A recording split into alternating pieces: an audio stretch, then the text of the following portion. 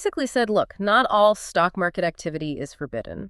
And importantly, joint stock companies can actually align with Islamic partnership law. Go- That decision essentially resolved the whole limited liability issue, smoothing the path for much wider stock investment within Islamic guidelines. Right, so 1992 happens. The main objection is addressed.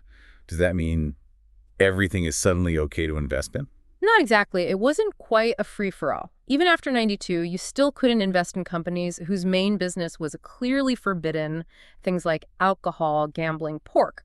That was still a definite no. Okay, the obvious ones. Right. And companies that were 100% pure, totally compliant in everything they did, well, you could invest in those, but honestly, finding them in the modern global economy was, and still is, incredibly difficult. Very rare. So before this mixed company idea came along, it sounds like if you wanted to follow shariah principles, your investment choices were, well, pretty limited. Extremely limited. You said it's slim pickings. It just wasn't practical for building a diversified portfolio or really participating in the market fully. Which must have been a barrier. A huge barrier. So the solution that emerged, the practical way forward, was allowing investment in what they called mixed companies. Mixed companies, meaning?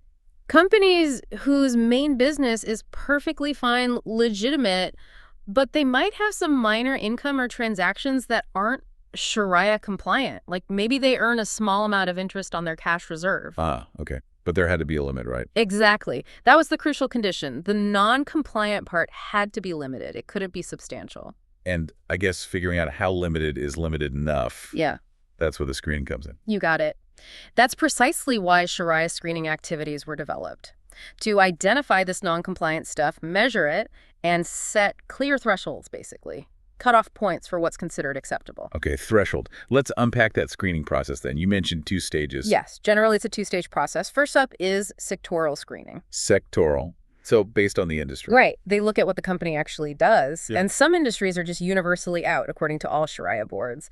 Alcohol, gambling, pork products, straightforward non-starters. Yeah. Okay, those make sense. The definite no-go areas.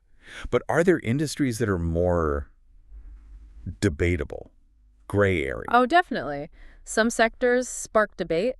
Things like stem cell research, maybe certain types of advertising or media, the defense industry, even aviation.